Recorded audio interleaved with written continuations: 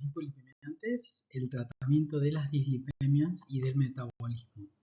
En los últimos años ha habido mucho avance en esto, así que a estar atentos a nuevos fármacos.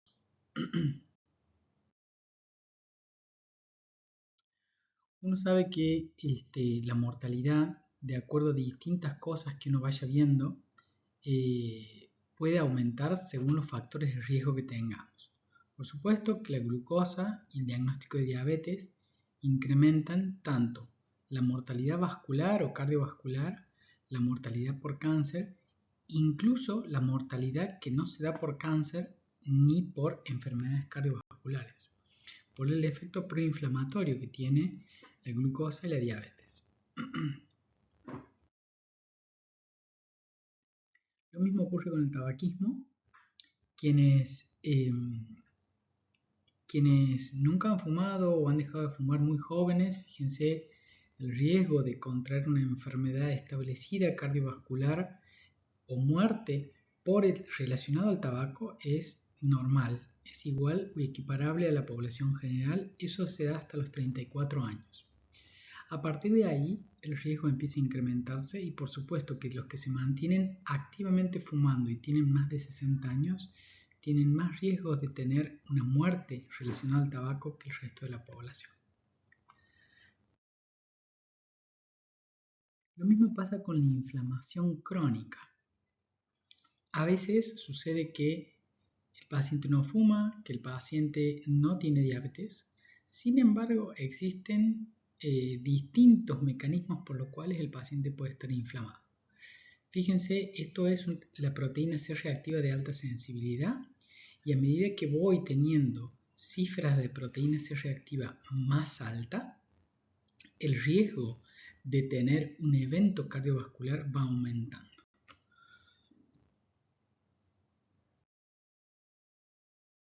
Lo mismo sucede con el tema que nos compete hoy, que es el colesterol y las dislipidemias. En general, cuando el colesterol está bien, no tenemos grandes problemas inicialmente, después hay pequeñas trampas en esto, pero por supuesto que a medida que el colesterol aumenta, la cantidad de eventos cardiovasculares aumenta. Y el hecho de que yo lo pueda bajar un poquito, que es esto, o mucho, hace que mi riesgo disminuya y que la cantidad de eventos disminuya. Acá está, fíjense, acá en este gráfico tenemos la cantidad de episodios cardiovasculares y acá tenemos, por ejemplo, si el paciente recibe placebo, si el paciente, a pesar de estar tratado, fíjense que no reduce o aumenta incluso la cifra de colesterol, ya el tratamiento le genera una disminución del riesgo. Acá cuando la reducción es menor al 50% y acá cuando es mayor al 50%. Esto lo importante es que mientras más baje el colesterol, mejor es. Si lo bajo un poquito es mejor que nada. Si no lo bajo nada pero tomo un tratamiento, es mejor que no darle nada. Y por supuesto no darle nada o darle placebo al paciente hace que tenga eventos cardiovasculares debido a la dislipidemia. Esto ya lo vamos a ver en profundidad por qué sucede así.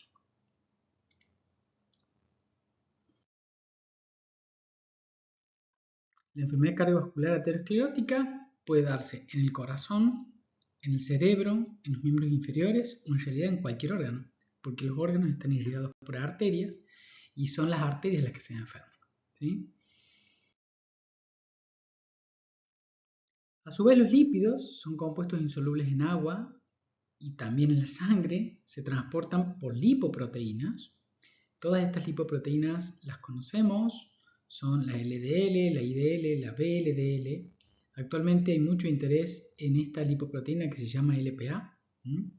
Todos estos compuestos llevan el colesterol a las arterias y les depositan allí.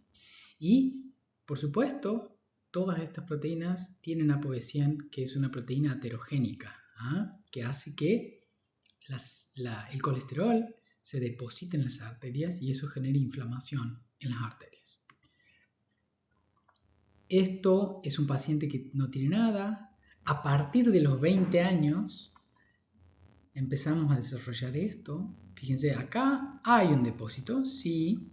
¿Esto puede ser un problema? Sí, en general no lo es. ¿Por qué? Porque la luz del vaso se mantiene bien. Acá ya empieza a molestar. Acá ya hay una deformidad del vaso. Acá mucho más, acá más. Y esta placa es especialmente vulnerable. Ahora, ¿esta placa me puede traer un infarto? Sí. Esta también. Lo más probable es que esta genere más infartos, esta un poquito menos, un poco menos, un poco menos y un poco menos. Pero todas denotan inflamación y todas son vulnerables. ¿Ah? Esta es la más peligrosa.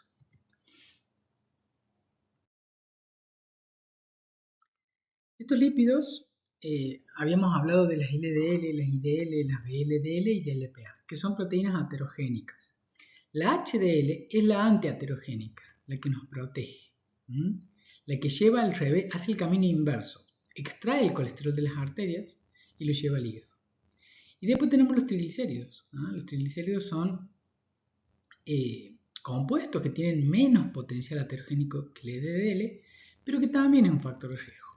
Y aparte de ser un factor de riesgo un poco más leve, puede producir pancreatitis cuando los valores de triglicéridos están muy elevados. ¿Qué sucede cuando se deposita colesterol en las arterias? Los macrófagos migran y empiezan a intentar deshacer ese colesterol, empiezan a generar problemas debajo del endotelio. Se empiezan a transformar en lo que se llaman células espumosas, se atraen otras células, empiezan a sintetizar matriz extracelular y eso disminuye el diámetro de la arteria, de la luz, por un lado, y por otro lado hace que el endotelio quede vulnerable a un accidente de placa. Entonces, cuando tenemos las arterias de todos estos territorios complicadas, vamos a tener en el corazón un infarto, en el cerebro un accidente cerebrovascular isquémico, en los miembros inferiores isquemia de los miembros inferiores y en realidad cualquier órgano puede tener isquemia. Podemos tener un infarto de intestino, un infarto del vaso, etc.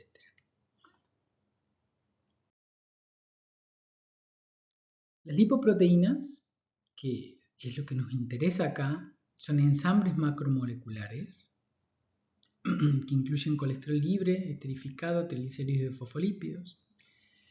Lo que le da la estabilidad a estos ensamblajes son las apolipoproteínas y además tenemos que algunos pacientes tienen mutaciones de esas apolipoproteínas y eso hace que tengan enfermedades ateroscleróticas de muy jóvenes y que sean pacientes de muy difícil tratamiento. Fíjense, esto es el diámetro de la partícula de lipoproteínas y esta es la densidad. Las menos densas son las VLDL, por supuesto, y las de los kilomicrones. Densidad intermedia. Las LDL están acá junto con el LPA, que es una partícula especialmente aterogénica. Y las HDL son las partículas más densas. Estas no se olviden que son las buenas. ¿Por qué hay especial interés en las lipoproteínas? Bueno, fíjense, esto es un gráfico de ChatGPT donde vemos la LDL, que es muy rica en ApoB100 y por eso es especialmente aterogénica, tiene colesterol, fosfolípidos y proteínas. La HDL es la buena, es la que quiero tener alta, que la HDL es rica en ApoA1 y ApoA2 y tiene mayormente composición, está compuesta por proteínas. Las VLDL, que son de muy baja densidad, que si bien son ricas en ApoB100 no son tan aterogénicas como la LDL porque llevan sobre todo triglicéridos. Y por último están los kilomicrones, que son las lipoproteínas que se forman después de la dieta, después de absorber todo lo que viene en la dieta del intestino, que es rica en ApoB100, ApoA1, ApoA4 y ApoC, y básicamente se encargan de transportar toda la grasa desde la circulación portal hacia el hígado. Esto es lo que sucede. Del intestino yo absorbo las grasas, se forman los kilomicrones. Los kilomicrones son ricos, como les había dicho, en ApoB48, ApoA1, etc. En parte son procesados por la lipoproteína lipasa, donde tengo libres ácidos grasos, gracias a ello. Queda un remanente de kilomicrones que llega al hígado y a partir de ahí el hígado tiene un papel fundamental porque se encarga de regular y sintetizar el resto de las lipoproteínas. Pero desde el intestino hacia el hígado van los kilomicrones. Posteriormente, el hígado, ¿sí?, genera HDL, VLDL y LDL. ¿Sí? Esto es bastante complejo. Lo más importante y lo que quiero que sepan es que del intestino absorbo las grasas, se forman los kilomicrones llevan todo al hígado y una vez que están las lipoproteínas en el hígado, tanto de la dieta como las lipoproteínas que normalmente tengo en la sangre, se forman las VLDL, las LDL y las HDL.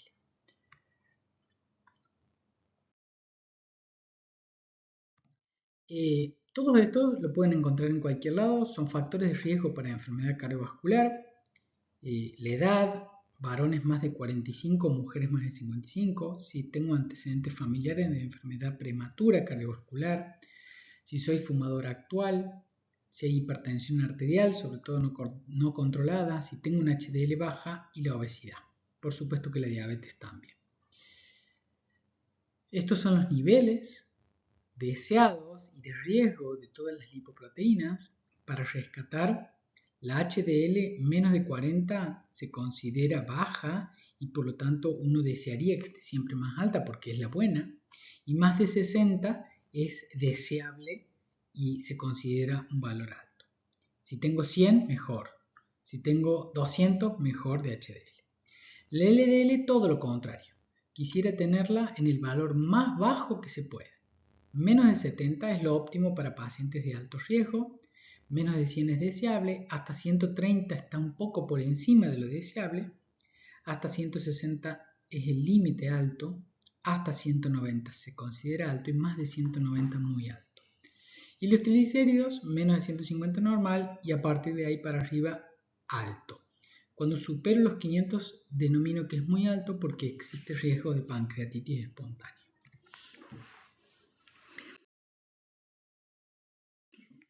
Otro compuesto que por ahí los pacientes que tienen eventos y tienen el colesterol normal dicen, ¿por qué me infarté? Si tengo el colesterol normal, no fumo, hago ejercicio, cumplo con la dieta, me controlo la presión, etc. Esta lipoproteína, que se llama LPA, es una lipoproteína pequeña y muy heterogénica, que encima de ser heterogénica, tiene efectos que son bastante nocivos. ¿Por qué? Porque tengo la ApoA, que es esta, la ApoB100, y está lleno de, colesterol y LDL, ¿no?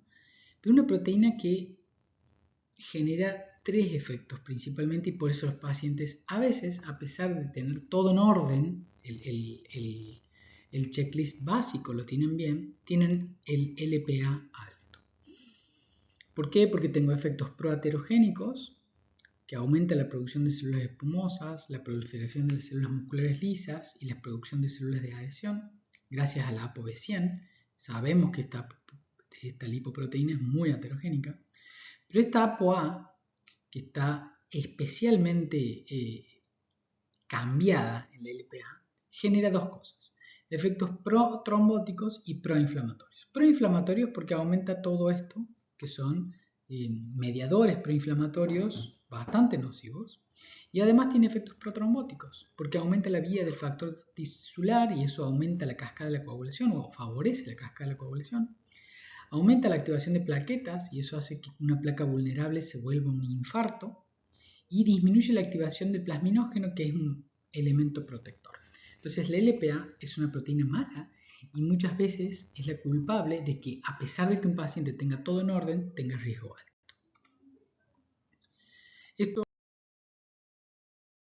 ya se los he mencionado, pero fíjense, está un poco más desmenuzado acá. Genera calcificaciones a nivel de los vasos, grandes, pequeños, medianos, ¿sí? Genera efectos protrombóticos por lo que hemos hablado. Produce efectos sobre la fisiología que son difíciles de explicar por mecanismos moleculares, pero que sabemos que genera proliferación endotelial, genera una excesiva fibrinolisis, para lo cual después ya no tengo plasminógeno, como hablábamos recién, y encima transporta colesterol. Tiene efectos proinflamatorios, tiene efectos que producen estrés oxidativo y eso genera mayor inflamación, y por supuesto efectos ateroscleróticos propios. Esta LPA está compuesta por una ApoB unida a la ApoA por un enlace covalente. Además hay fosfolípidos oxidados que le generan efectos proinflamatorios. Tiene un componente tipo LDL con ApoB100, que esto hablamos que es muy heterogénico. La ApoA tiene un dominio donde la proteasa es similar al plasminógeno, por lo cual genera efectos protrombóticos y produce trombosis a través de estos efectos proinflamatorios y antifibrinolíticos. Me tengo que acordar que la LPA es proinflamatoria, proaterogénica y protrombótica. Fíjense, a medida que más LPA tengo, mayor cantidad de eventos cardiovasculares, al igual que el colesterol. A veces, estos pacientes con LPA alto, ¿sí?, tienen colesterol y LDL normal. Entonces, a veces, a pesar de tener colesterol normal, los pacientes tienen alto riesgo.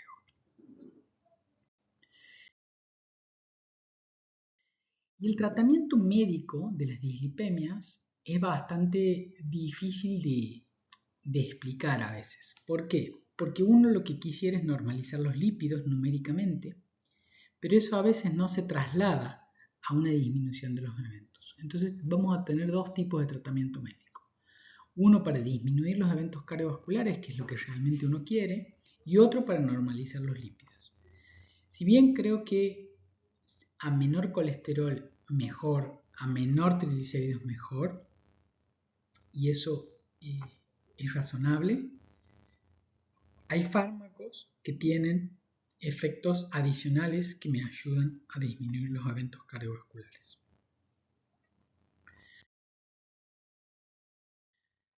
En general, el tratamiento se da de acuerdo al riesgo que tenga el paciente. Un paciente con bajo riesgo, con colesterol muy bajito, solamente le voy a decir que se siga cuidando. Fíjense, un paciente con riesgo alto y un colesterol menos de 70, todavía le voy a decir que se siga cuidando y no le voy a dar nada. Lo mismo que un paciente de bajo riesgo y que tiene un colesterol menor a 116, un LDL menor a 116. Hasta acá estamos bien. Y a partir de acá, bueno, tendré que considerar alguna medicación para estos pacientes. Fíjense, en muy alto riesgo ya prácticamente tengo que dar tratamiento a pesar del colesterol. Fíjense, colesterol LDL menos de 55, acá ya me sugiere empezar un tratamiento. Y acá ya sí o sí se lo tengo que dar. Si el paciente tiene muy alto riesgo en prevención primaria y en prevención secundaria. Si el paciente tiene alto riesgo, bueno, hasta 70 lo tolero. Más de 70, bueno, tendré que ver, ¿sí? Y así para todo.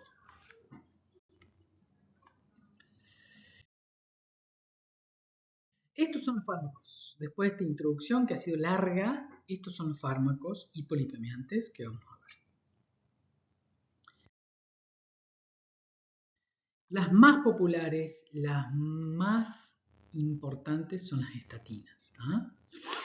Las estatinas son fármacos que inhiben la síntesis hepática de colesterol. ¿Cómo lo hacen? Porque inhiben la HMG-CoA reductasa, que es una enzima que se encarga de la síntesis de colesterol. Eso hace que el hígado tenga sed de colesterol. por lo tanto va a captar el colesterol de la sangre. Por lo tanto, va a aumentar los receptores de LDL en su membrana para hacer que la LDL se internalice al hígado y el hígado pueda disponer de ese colesterol que viene de la sangre, ¿sí? Por lo tanto, disminuye las LDL y disminuye el colesterol. También disminuye las VLDL, ligeramente los triglicéridos y hay un aumento leve, muy leve del HDL. Por lo tanto, el perfil que nos proporcionan las estatinas es muy bueno. Fíjense, para sintetizar el colesterol, tengo que del acetil-CoA más el acetato acetil-CoA, la HMG-CoA reductasa transforma eso en mevalonato. Y a partir de ahí, una cadena que termina en colesterol. La inhibición de las estatinas se da inhibiendo la HMG-CoA reductasa. Tengo estatinas de alta intensidad que son atorvastatina y rosuvastatina porque disminuyen un 50% más del colesterol LDL. De moderada intensidad que son la rosu y la atorva a dosis bajas y todas estas que están acá, que bajan entre un 30 y un 50% el colesterol LDL. Y las de baja intensidad que bajan menos de un 30% que son la LOBA y la pravastatina a dosis bajas.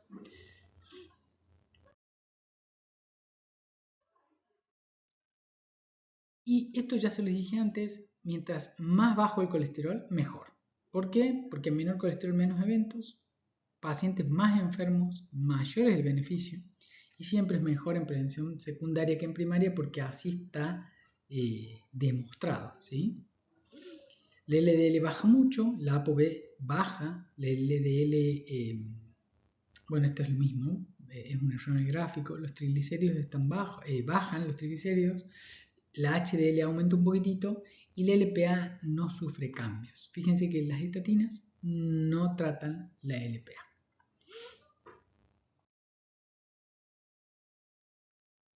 Fíjense en esto, ¿por qué decimos mientras más bajo, mejor? Esto es el porcentaje de pacientes con eventos cardiovasculares y esta es la cifra de colesterol, ¿sí?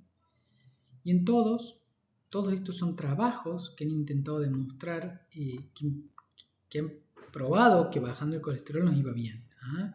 Y fíjense ustedes, hay una relación lineal entre la caída del colesterol, incluso en esta zona que uno dice LDL de 90, no está tan mal.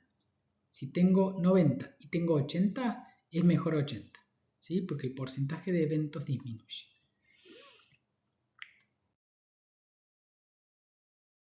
Esto es para que veamos el papel también de la inflamación. ¿Ah? Estos son pacientes que la línea azul son pacientes donde no se consigue ningún objetivo, o sea, la LDL permanece alta y la proteína C reactiva permanece alta. El azul clarito es una de los dos, que es el LDL baja, pero la proteína C reactiva sigue alta. El amarillo, la proteína C reactiva baja, pero el LDL sigue alta. Y el rojo, bajan los dos. Estos son eventos cardiovasculares y fíjense, cuando no consigo nada, tengo mayor tasa de eventos. Cuando consigo un objetivo, o sea, o bajar la LDL o bajar la proteína C reactiva, tengo menos eventos. Y si consigo bajar la proteína C reactiva y el LDL, tengo menos eventos. ¿Y esto por qué se da así? ¿Por qué se produce esto? Porque las estatinas, además de bajar el colesterol, ¿qué es lo que hacen? Permiten que las LDL bajen y por lo tanto la placa de ateroma va a enlentecer su crecimiento, va a parar su crecimiento o incluso si aumentan un poquito las HDL son capaces de ir sacando de a poco el colesterol de acá para llevarlo al hígado y bajar la inflamación. Y eso es muy importante en estos pacientes porque yo quiero que no tengan eventos y está muy relacionado tener inflamación a tener un evento. Por eso cuando hablamos de estatinas, hablamos del efecto antiinflamatorio. Y lo que decimos que tienen las estatinas es un efecto pleiotrópico o el pleiotropismo, que es un efecto antiinflamatorio de las estatinas. ¿Por qué? Fíjense, este trabajo es muy bueno porque han incluido pacientes con infarto donde el colesterol estaba en menos de 70, o sea, un colesterol ya muy difícil de bajar. ¿Ah? Y a esos pacientes les han dado placebo o rosuvastatina. Y fíjense la disminución de eventos de infarto, de ACV o de muerte con rosuvastatina en comparación a placebo en todas las instancias. ¿Sí? Y eso no se da por la baja, solamente por la baja o la caída del colesterol LDL. ¿Por qué se da? Porque existe este efecto pleiotrópico. Estabilizan la placa de ateroma, evitan las macrocalcificaciones y el aumento del espesor de la capa fibrosa, eso se disminuye con las estatinas. Tiene un efecto antiinflamatorio porque disminuyen el factor necrosis tumoral alfa, la interleuquina 6, la proteína C reactiva y el NF-kappa beta. Disminuyen la agregación plaquetaria, mejoran el tono vascular gracias al incremento del óxido nítrico, que es un vasodilatador, y disminuyen el estrés oxidativo. Todo esto es súper necesario en un paciente al cual yo le quiero evitar un evento cardiovascular. ¿Cuál es el problema de las estatinas? Pueden ser hepatotóxicas, pueden ser que produzcan miopatías. ¿Qué es la miopatía? Es el dolor muscular o, en el grado extremo, la rhabdomiolisis, y por supuesto que están contraindicadas en el embarazo. Los niños en formación, o los fetos, o los embriones necesitan colesterol para formar membranas. Por lo tanto, no podemos dar estatinas en el embarazo. Con respecto a la miopatía, esta es una clasificación de lo que son las miopatías: mialgia, miopatía, miositis, mionecrosis. No es importante saber todo esto, pero sí es importante que yo sepa que cuando le di estatina a los pacientes, el 12% se quejaron de mialgias, dolores musculares. Cuando di placebo, el 11,7%, sin diferencias. Lo mismo para dolor muscular, lo mismo para otro dolor en cualquier lado, lo mismo para debilidad muscular. Por lo tanto, el efecto de la mialgia de las estatinas es relativo. Y fíjense que sí tengo que investigar si esa mialgia no es realmente una mionecrosis. Voy a pedirle una CPK al paciente para ver si está elevado o no.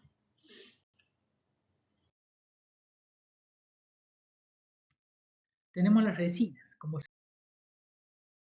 segundos fármacos, que son fármacos que no se absorben, que tienen una carga positiva que atrae y secuestra ácidos biliares. Ustedes saben que los ácidos biliares son quienes saponifican las grasas y permiten que se absorban. Y por lo tanto cortan el ciclo entero biliar. El hígado, ¿qué hace? Sintetiza más ácidos biliares, aumenta los receptores para el LDL y eso en teoría baja un poco las LDL. En contraprestación a esto, aumenta la síntesis endógena de colesterol y de triglicéridos. O sea que el hígado aumenta su producción. Pero esa producción se va para los ácidos biliares. Colestiramina, colestipol y colesevelam son los fármacos que son resinas de intercambio iónico. ¿Cuál es el problema de estos fármacos? Son difíciles de tragar, hay una sensación arenosa, generan distensión abdominal y dispepsia, alteran la absorción de vitaminas liposolubles por un lado, acuérdense A, D, E y K, y alteran la absorción de fármacos liposolubles. Eso también lo tengo que tener en cuenta por si el paciente toma algún otro fármaco, como cualquiera de estos, para su tratamiento.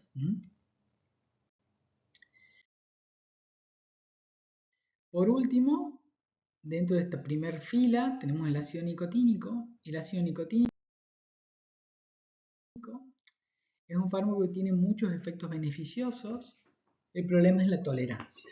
Fíjense, disminuye la producción hepática de triglicéridos, aumenta el metabolismo de la ApoB, que hemos dicho que es aterogénica, que no nos gusta. Disminuye la eliminación de ApoA1, que es la APO buenita, que abunda en las HDL. Reduce la expresión de ApoC3. Aumenta la actividad de la lipoproteína lipasa y por eso disminuye los triglicéridos en un 35 o un 50%, disminuye el colesterol, aumenta el HDL, es el fármaco que más aumenta el HDL y disminuye el LPA. Por lo tanto, yo digo, bueno, esto es un fármaco que lo tengo que usar. ¿Qué es lo que pasa? La tolerancia no es buena. El ácido nicotínico se puede conjugar o se puede amidar. Y si se amida, la nicotinamida puede generar toxicidad hepática, pero ese no es el punto. En general, la toxicidad hepática es rara. El problema es este. Hay un enrojecimiento facial que es mediado por prostaglandinas que los pacientes no lo toleran. La mitad de los pacientes no toleran este enrojecimiento facial. Es realmente muy incómodo, les da una sensación de calor muy fea que hacen que los pacientes dejen el tratamiento. El tratamiento es la aspirina para evitar la producción de prostaglandinas, pero aún así los pacientes lo dejan. Estas son otras reacciones adversas, por supuesto no hay que darle embarazada, pero lo que más limita el tratamiento es el enrojecimiento facial. Por supuesto que si tengo el paciente que tolera el ácido nicotínico, es excelente porque tiene muchos efectos beneficiosos. Otros fármacos hipolipemiantes son los fibratos. Los fibratos son agonistas del factor proliferador de peroxisomas alfa. ¿Qué es esto? Es lo siguiente. Generan oxidación de ácidos grasos, aumentan la síntesis de lipoproteína lipasa ApoA1 y ApoA2. La lipoproteína lipasa genera la oxidación en parte de los ácidos grasos y disminuye la expresión de ApoC3. Eso hace que los triglicéridos bajen un 50% y el HDL suba. Muy útil en hipertrigliceridemia. Todos estos son los fibratos. Son ampliamente usados para disminuir los triglicéridos y las VLDL. Los efectos en la mortalidad no están muy bien demostrados. Hay algunos trabajos que como que dan una tendencia a que son buenos, hay otros que no tanto. Disminuyen las complicaciones en la microangiopatía diabética, o sea que si tengo un diabético con hipertrigliceridemia, le viene bien. Y por supuesto está contraindicada en falla hepática, renal y en embarazadas. ¿Cuál es el problema de utilizar fibratos? El problema de utilizar fibratos es sobre todo la litiasis biliar y la miopatía. Cuando usamos estatinas, en general tratamos de no usar fibratos. ¿Se puede usar? Sí, se puede, pero no el gemfibrosil. Hay que tratar de usar otro fibrato, porque el riesgo de miopatía y de necrosis ahí es muy alto. Litiasis biliar, alergia, alteraciones gastrointestinales y por supuesto lo que hablamos con el gemfibrosil que no se puede dar con estatinas.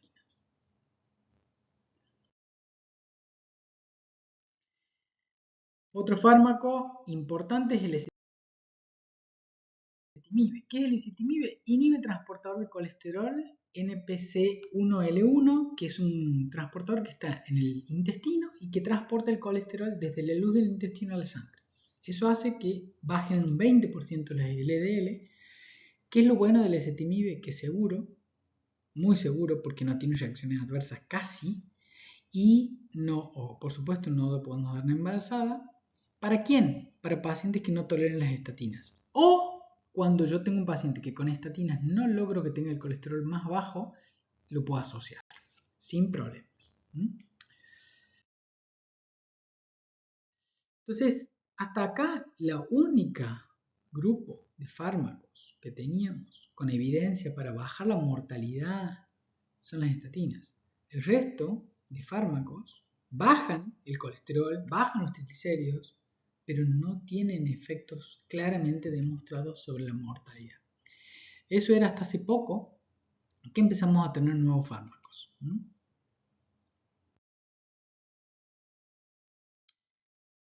¿Y por qué le digo nuevos fármacos? Porque vamos a ver que hay fármacos que parecen viejos pero que no son tan viejos y que los podemos dar. Por ejemplo, el aceite de pescado. ¿Ah? El aceite de pescado, usted me va a decir, eso es más viejo, imposible. Bueno, cuando los hemos podido purificar, hemos visto que hay algunos beneficios. ¿Qué hace el aceite de pescado o los omega 3? Disminuyen los triglicéridos y las VLDL. Se da por vía oral en cápsulas. ¿El problema cuál es? Que cuando yo quiero aumentar la dosis para lograr tener ese efecto protector sobre las enfermedades cardiovasculares, generan eructos a olor a pescado y eso el paciente lo pone muy incómodo. Entonces hay que tratar de congelarlas y tomarlas congeladas para que se digiera mucho más distalmente en el intestino. Reacciones adversas, dispepsia, puede aumentar un poquito las LDL, puede producir artralgias y algunas alteraciones en el tiempo de sangría.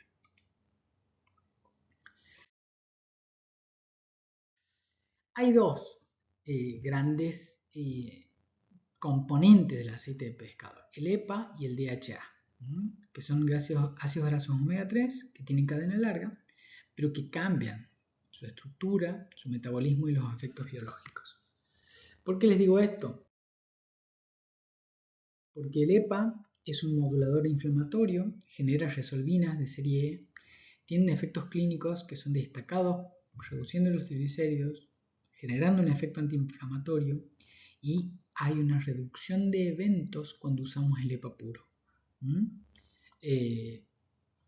Altas dosis disminuyen la mortalidad cardiovascular y esto no es menor. El DHA es un componente estructural del sistema nervioso de la retina y de las membranas neuronales y sinápticas. Genera otras resolvinas que son de la serie D, protectinas y maresinas. Eso tiene efectos en el desarrollo de la función cognitiva, la función visual y en la estabilidad de membranas celulares. Eso es súper importante. ¿En qué? En neurodesarrollo, función cerebral y visual, pero no en disminuir eventos cardiovasculares. O sea que el DHA sirve más para una etapa como protectora neuronal, sobre todo en el desarrollo. En cambio el EPA es aparentemente antiinflamatorio y eso disminuiría la mortalidad cardiovascular. Y esto está demostrado con el EPA contra placebo en pacientes que ya toman estatinas, o sea que en pacientes que ya tienen un beneficio importante, disminuyen la cantidad de eventos cardiovasculares.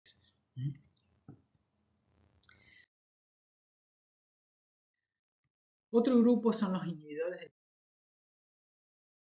PCSK9. Ya vamos a ver qué es. El evolocumab y el alirocumab son anticuerpos monoclonales anti-PCSK9 y el inclisiran es un fármaco anti-ARN mensajero de interferencia que este ARN mensajero de interferencia codifica, este ARN mensajero codifica la PCSK9 en el hígado.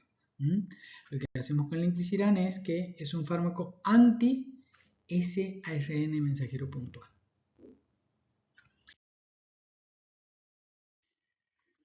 Lo que ocurre normalmente es lo siguiente. Este es el hepatocito, este es el intersticio. El hepatocito inserta receptores para LDL. La partícula de LDL viene, se une a su receptor, eso se endocita. Esa endocitosis hace que se catabolice en un lisosoma la partícula de LDL y el receptor vuelva a la superficie. Cuando está funcionando la PCSK9, esta se exporta. Una vez exportada se une junto al LDL al receptor. ¿Y qué hace? Que el receptor no se pueda separar de la partícula LDL y que todo lo digiere el lisosoma. Por lo tanto, ese receptor no vuelve a la superficie, no se recicla y perdemos un receptor de LDL en la membrana. Cuando damos inhibidores del PCSK9, lo que hacemos es permitir que ese receptor vuelva a la superficie y que se metabolice en el lisosoma solamente el LDL.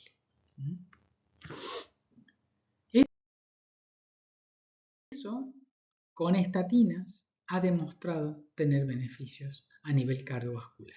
¿Ah? Fíjense que es importante esto porque habla de que hay un beneficio adicional antiinflamatorio en esto y por lo tanto es tanto un efecto que un fármaco que yo le puedo sumar a un paciente que no logra cifras de colesterol estables, o es un fármaco que yo le puedo dar a un paciente que no tolera estatinas, y es un fármaco que yo le puedo dar a pesar de lograr cifras que siguen teniendo eventos. ¿Ah? Es muy importante esto porque si bien actualmente son caros, creemos que en el futuro van a ser un poco más baratos y más accesibles. Problemas de los PCS, los inhibidores del PCSK9 pueden traer trastornos neurocognitivos, riesgo de infecciones y no producen miopatías.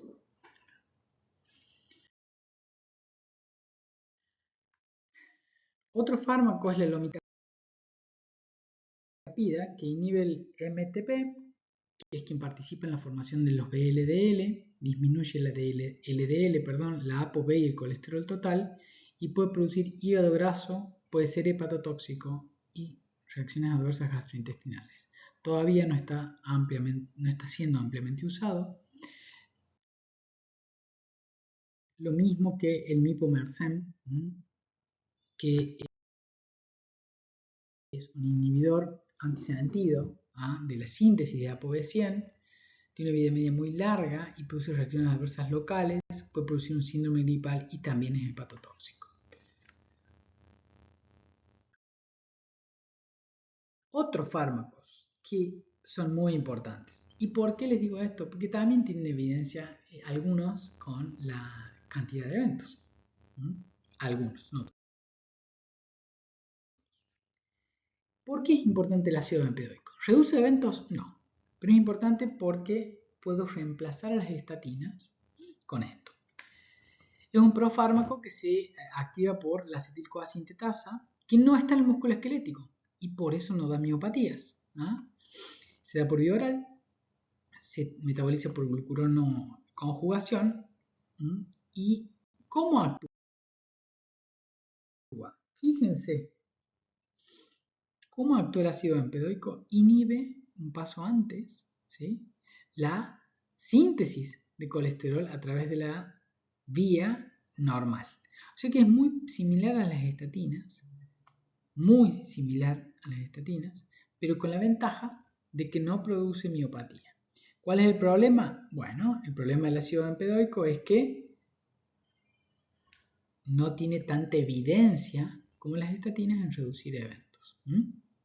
Esto es lo que hacen las estatinas, inhibiendo la HMG-CoA reductasa, y esto es lo que hace el ácido bempedoico, que actúa en el hígado, pero no actúa en el músculo esquelético.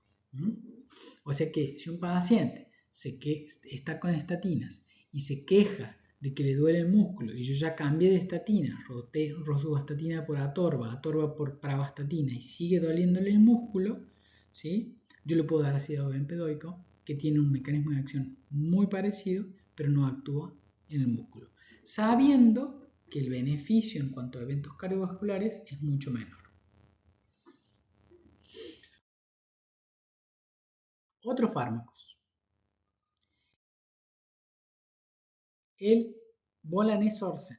¿Qué es esto? Es también un fármaco que es un oligonucleótido antisentido contra la ApoC3. ¿Qué pasa cuando disminuyo la síntesis de ApoC3? Estoy activando, por así decir, la lipoproteína lipasa y disminuyendo los triglicéridos, ¿sí? Esto me sirve mucho para el síndrome de quilomicronemia familiar, donde hay unos triglicéridos muy altos con riesgo de pancreatitis. ¿Y qué hace este fármaco? Disminuye los triglicéridos marcadamente, la ApoC3 marcadamente, aumenta el HDL y el LDL puede aumentar, pero en general el efecto es siempre protector, ¿sí? ¿Qué significa disminuir la síntesis hepática de ApoC3? Que inhibe, o sea, la ApoC3 inhibe la lipoproteína lipase, por lo tanto el aumento de la lipoproteína lipasa genera catabolismo de triglicéridos, disminución de la secreción de VLDL por parte del hígado, aumento de la captación hepática, en partículas ricas en triglicéridos, y finalmente eso genera una marcada disminución de triglicéridos. Problemas con este fármaco: la trombocitopenia, que es la primera reacción adversa y la más limitante. Puede producir reacciones locales porque se da por inyección, puede aumentar un poco las transaminasas y puede producir proteinuria y falla renal. El olazarsen es otro que es más nuevo, un poquitito más nuevo, y que no produce praectopenia, que es el principal limitante de este primero. Y por último tenemos el evinacumab, que es un anticuerpo monoclonal que anti esta proteína, que es un inhibidor de la lipoproteína lipasa también, que disminuye los lípidos por un mecanismo independiente del receptor LDL, que se usa no para la quilomicronemia, sino para la hipercolesterolemia familiar homocigota.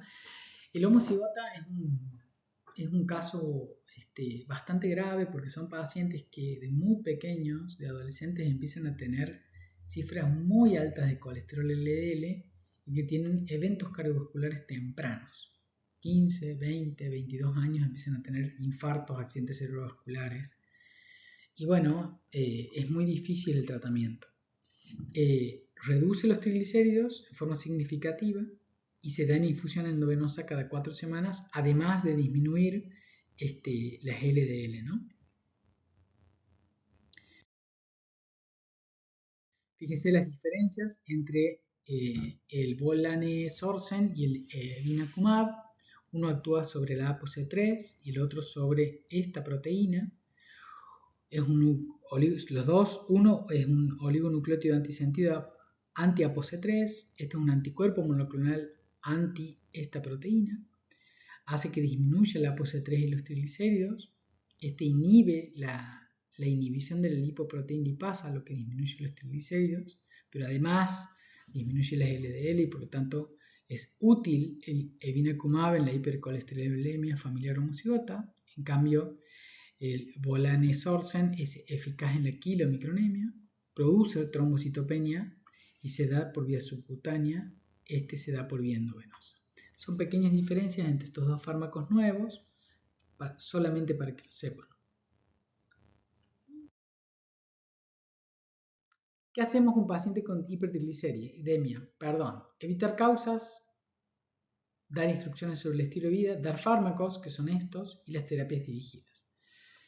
Las causas, bueno, hay un montón de causas que pueden aumentar los triglicéridos, tanto causas médicas, alcohol, embarazo, enfermedad renal, diabetes, etc., como fármacos. Hay fármacos que producen hipertriglicemia. Muy, muy importante los antirretrovirales, ¿ah? Pero cualquiera, los corticoides lo pueden subir, los estrógenos, las tiazidas, etc. Estilo de vida, por supuesto que le voy a pedir al paciente que disminuya la grasa alimentaria, los azúcares, el alcohol, que baje de peso y que haga actividad física. Los fármacos, las estatinas, son una opción siempre, sobre todo si yo le quiero disminuir el riesgo cardiovascular, porque disminuyen mucho el riesgo y un poquito los triglicéridos. Si quiero disminuir los triglicéridos pura y exclusivamente, le voy a dar fibratos. Le puedo dar terapia combinada, acuérdense, no con gemfibrozil, y el omega 3 siempre es un aliado, sobre todo el EPA purificado a dosis altas. Por último, las terapias dirigidas con estos fármacos nuevos que podríamos usar. Y en la hipercolesterolemia, ¿cómo elegir el tratamiento? Bueno, es bastante complejo, de hecho hay una subespecialidad que es el tratamiento de las dislipemias, pero básicamente, primero, ¿cuánto quiero bajar el LDL? Y de acuerdo a eso voy a elegir el fármaco. ¿Quiero tener impacto en otros lípidos, como por ejemplo los triglicéridos? ¿El fármaco tiene evidencia de disminuir eventos cardiovasculares? ¿Qué efectos adversos voy a tener? ¿Qué adherencia y qué facilidad de uso voy a tener? Y los costos. En general, usamos primero las estatinas. Si no anda con eso o el paciente no tolera estatinas, le doy ezetimibe, o se le puede dar ezetimibe solo. Si el paciente no tolera las estatinas o si con estatinas no logra los objetivos, dar estatinas más ezetimibe. Puedo dar inhibidores del PCSK9, que son un poco más caros, y puedo usar, de acuerdo a algún criterio que tenga, ácido bempedoico, por ejemplo, si el paciente no tolera las estatinas. Ácido bempedoico ezetimibe no es una mala combinación. Secuestradores de ácido biliares en general son mal tolerados y no los usamos demasiado. ¿Lo podemos usar? Sí.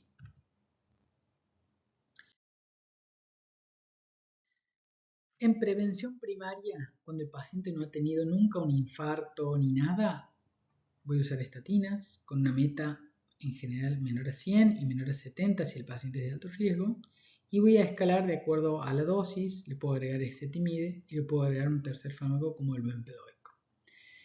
Si tengo ya enfermedad cardiovascular establecida, si el paciente ya tuvo un infarto, un ACV, bueno, le voy a dar una estatina a alta dosis, atorva y rosu. No se olviden del efecto pleiotrópico de estos fármacos. El objetivo va a ser menor, menos de 70 y menos de 55. Y si el paciente no alcanza la meta, por supuesto podré agregar ezetimibe o incluso bempedoico, y sí tengo que considerar un PCSK9. ¿Por qué? Porque aún reduzco más eventos en estos pacientes con enfermedad cardiovascular establecida.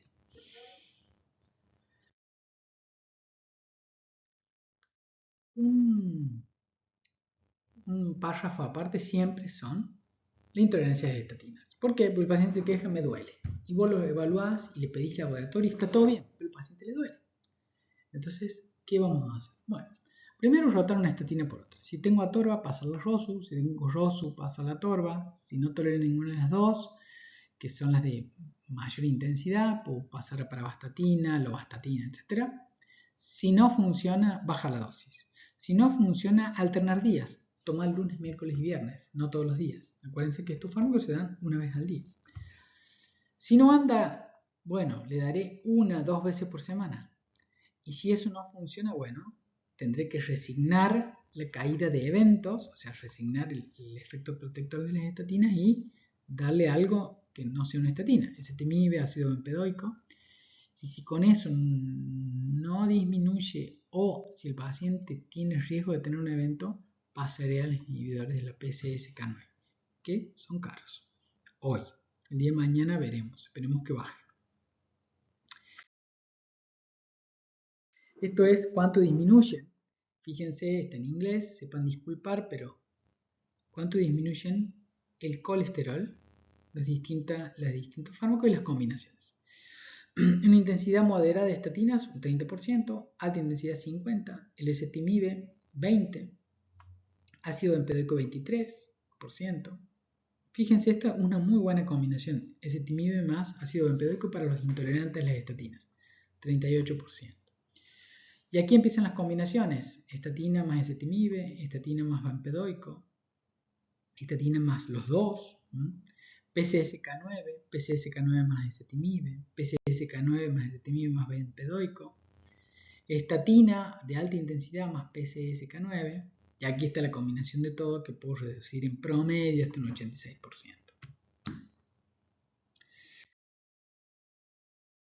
Este es un pequeño cuadro que les dejo a modo de orientación de todo lo que hemos hablado, ¿sí? No lo vamos a repetir. MACE es la reducción de eventos cardiovasculares. Esto es la única aclaración que hago. Fíjense que los fibratos hemos dicho que no tienen evidencia en disminuir eventos, pero en algunos trabajos como que disminuyen, entonces por eso puse de 0 a 10%. Lo mismo que el ezetimibe. Y esto también es otra cosa que me pueden observar.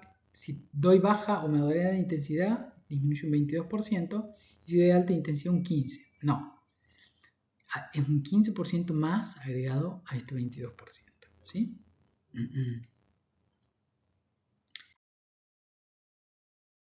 El equipo para estos pacientes es una nutrición adecuada, cambios en el estilo de vida y actividad física, controlarse la presión y los factores de riesgo y el tratamiento médico. Bueno, muchísimas gracias.